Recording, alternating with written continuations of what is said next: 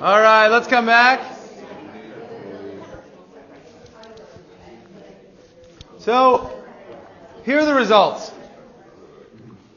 Right? So, here are the results. So, transformational leadership has a really low effect on student learning. Okay? It's negligible. I mean, it's less than the developmental effects that we've seen from Hattie's literature. Pedagogical or instructional leadership has a really substantial effect on student learning. Now, here would be my argument to you. It is a both-and proposition. As a leader, you must do both of these, right? Like, if I go back, this is what I'm hired for, okay? My board of trustees hired me for this. They're probably not, they like these types of things, but they really want to make sure, can I work with the community? Can I set a direction? Am I going to work well with staff? And look, staff wants this, right? You want these types of things. You want these with your colleagues. And what I would say is this is the oxygen, right? This is the preconditions you have to put in place to get to these types of things. The challenge is if you have 100% of your day, how much of it are you spending here? Now, I'm going to make the same case with kids. So here's what I mean by that. We'll come back to that. Let's look at a transformational culture. So if you take that transformational leadership piece, I believe a transformational culture looks like this. There's a high degree of student autonomy, high level of voice and choice for kids. Right? So you go into that classroom, they might be able to select their groups, they might be able to select their products, they might be able to wander around the classroom without having to raise their hand. There's a high level of what we would call trust, respect, responsibility. Right? There's lots of processes. The processes are in place for students to be able to get resources. They've got computers. They've got maybe a learning management system so that they can quickly track and get things. It's really designed to be able to minimize internal disputes. So you have group contracts.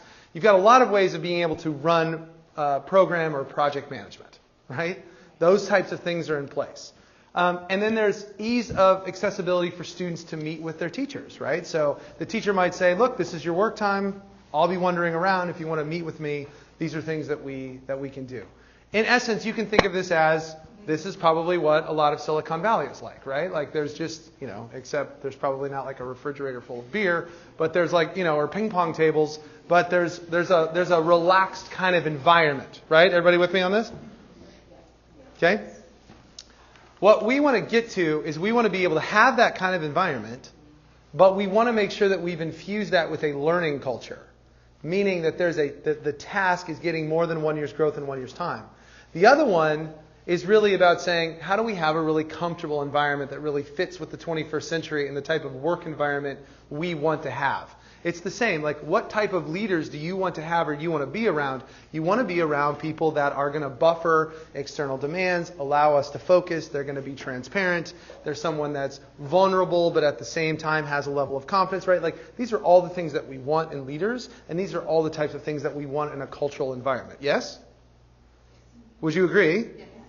And I would also push us to say we also need to make sure that within that we're getting more than 1 year's growth in 1 year's time for us as staff and for our learners. And what that requires is that requires our learners to be able to do things such as interpret data. How am I doing as a learner in moving my learning forward? How do I make sure that I can visualize my current understanding and next steps that I need to take in terms of my learning? And then how do we define and reinforce what I would call agreements and processes for effective learning? Critical friends is a really nice and effective process, but it could also not improve learning.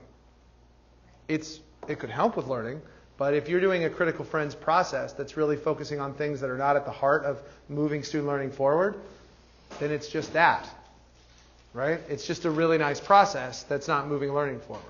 So what I would be pushing for us is to say, if you're in an environment that's a project-based learning environment that has this type of transitional culture, this is when we want to start nudging into making sure that our students are developing the knowledge and skills to own their own learning. What do we think about that? What are some thoughts there?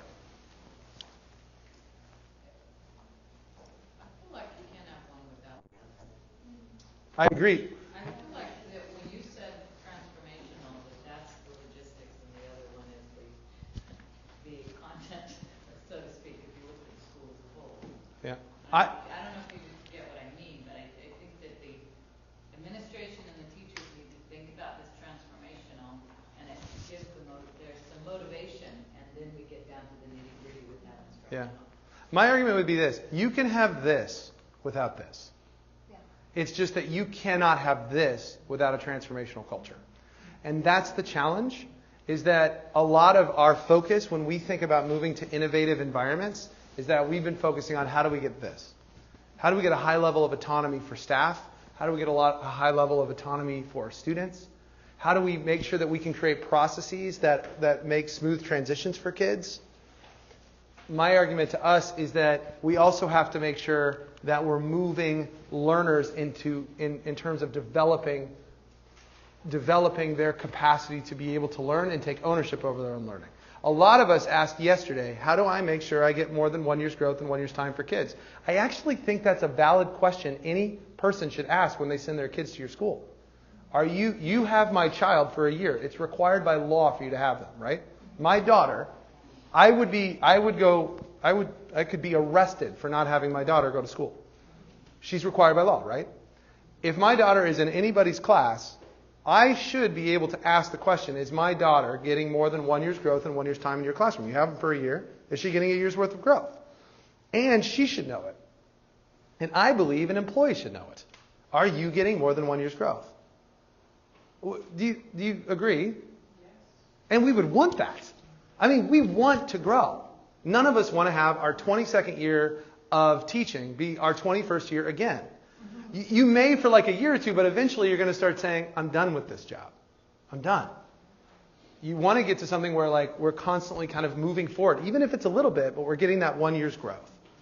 And so I'm going to show, I want to start showing some videos of how we've started to move learners to this place where they're starting to develop this learner culture. Now, if you go back and say, look, I don't even have something like this, right? We're going to look at some strategies to get to this place, but I'm going to be spending a lot of my time, because I know a lot of you have experience in new tech schools that do a lot of this kind of work already. There's very intentional design. I'm going to spend some time on like, how do you go about doing these things with kids? Because you saw Simon's teaching and you were like, there's some cultural things he's doing in there that even though it's not a new tech school, it was a transformational culture that also had this learner-centric culture embedded. Yes? So let's listen to some second graders. I had one of my second grade teachers film this Wednesday morning. So these are our learners Wednesday morning. She brought a few of them out, and they're going to talk a little bit about their learning.